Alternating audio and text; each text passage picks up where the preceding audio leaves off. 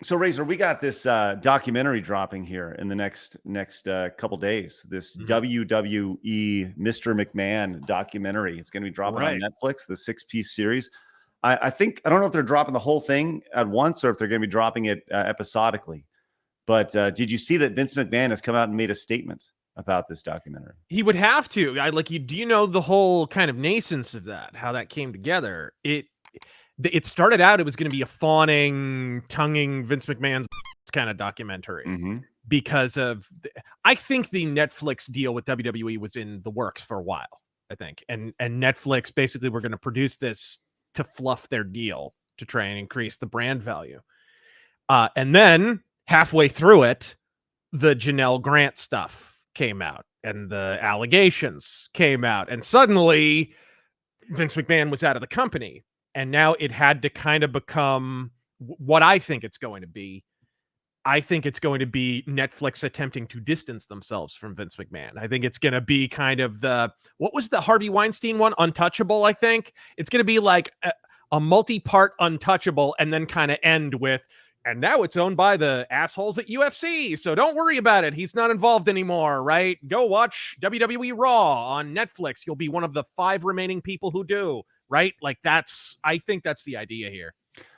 I don't disagree with you. I think that this started one thing and then it shifted halfway through. Right. And there's some people who think there's a bigger conspiracy. Like, well, they started shooting this 4 years ago and then he just conveniently got, some people say the documentarians behind this, like, set Vince McMahon up to make a better documentary of it. And I was like, if that's the case, holy shit, that is tinfoil hat stuff right there. No, it was about what's the company's name? Endeavor. It was about them they didn't want Vince McMahon in charge of the company. That's all that was about. They tried to get rid of him twice and it didn't work. And they finally, third time's a charm. They finally got rid of him. So it's clear from the beginning they did not want him as a partner. First, they used his daughter and his son-in-law to try and kind of pull a power move. Dude, the politics behind WWE is so much more interesting than the show. It's retarded. Well, Vince McMahon has come out with a statement, and should I read it as Vince McMahon? Yeah, if you've got the grapefruits. That's right. I don't regret participating in this Netflix documentary. The producers had an opportunity to tell an objective story about my life and the incredible business that I built. Which were equally filled with excitement, drama, fun, and a fair amount of controversy and life lessons. Unfortunately, based on an early partial cut I've seen, the doc falls short and takes the predictable path of conflating the Mr. McMahon character with my true self. Yeah, the true self that takes a dump on the chest of an intern. Yes, of course. The title and promos alone make that evidence. Okay, enough of that bit. I don't sound like Blabs by the end of the stream, honestly. Right. Now there are 2 of me. A lot has been misrepresented or left out entirely in an effort to leave viewers intentionally confused. The producers were typical editing. The producers use typical editing tricks with out of context and dated sound bites to distort the viewer's perception and support a deceptive narrative. In an attempt to further their misleading account, the producers used a lawsuit based on an affair I ended as evidence that I am, in fact, Mr. McMahon. I hope the viewer will keep an open mind and remember there are 2 sides to every story. That I am, in fact, the genetic jackhammer. Oh my God, I love it.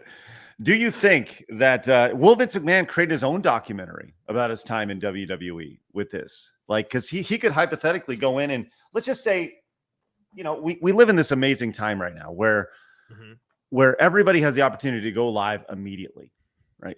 Let's just say Vince McMahon was to do a live watch along of the Netflix documentary and counter every single thing that happens in the documentary.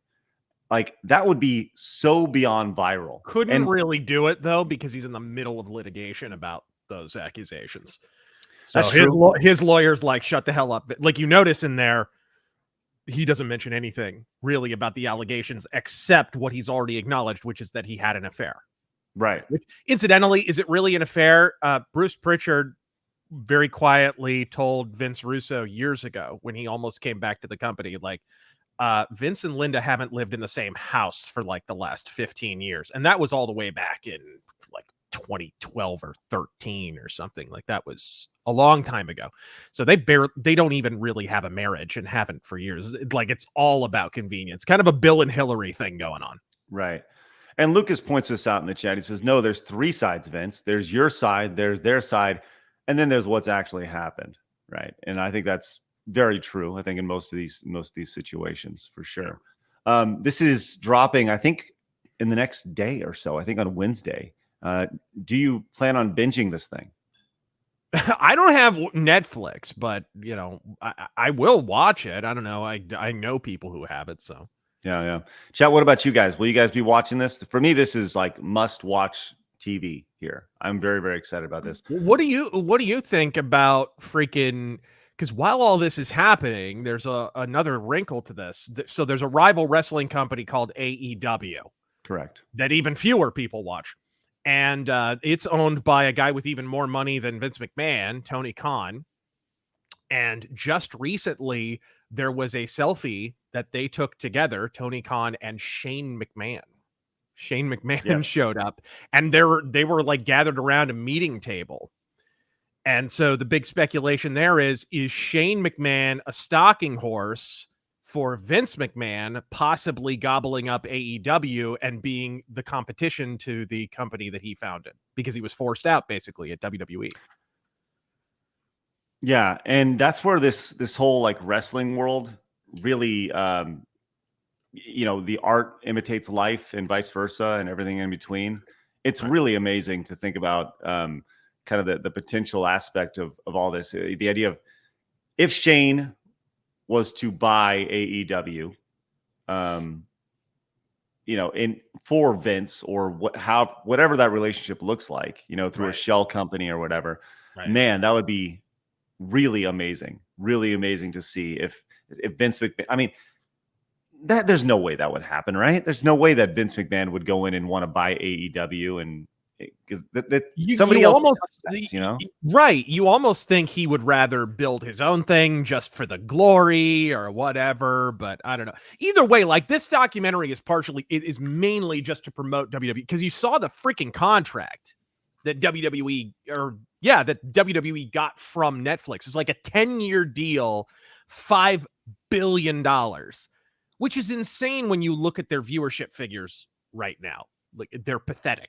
It's like last week it was like 1.4 was the rating, which is TNA was doing more than that 10 years ago. Right. That's right. Complete insanity.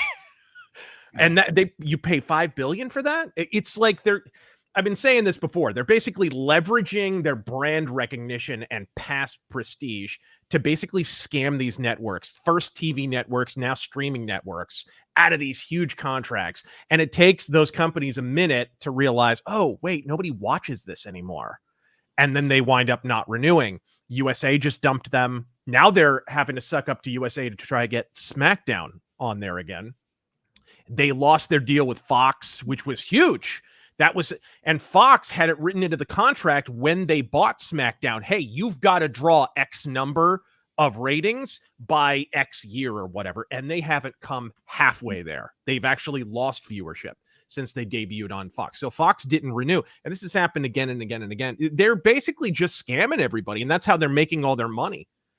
They're carnies, right? That's what wrestling is. Yeah. At its core, I believe. I think you're right. Now, I do think it'll be interesting to see the angle that they take with this documentary, bring it back to this. And I Blabs, as somebody who you don't watch wrestling, Blabs, at all, you don't know anything. Nothing. Perfect. Does this intrigue you, what we're talking about at all? Or is this just kind of like this weird subsection of culture that you don't really care about? I'm going to go with the latter. Okay. So this doesn't like move your needle at all. Not even like the allegations around Vince McMahon. You wouldn't be interested in that. I'll wait and see. Oh, yeah. Because Yeah, like, wait and because see like until it goes people who had never watched a Weinstein movie still watch the Harvey Weinstein documentary. Is what I'm saying, right? Right, Like, right. Yeah, there's a cultural impact to it for sure. right. But I think that when it comes to the people who are behind this, once again, it's the guy behind Tiger King and Bill Simmons, who is the ringer, who also started the 30 for 30 documentaries over at ESPN.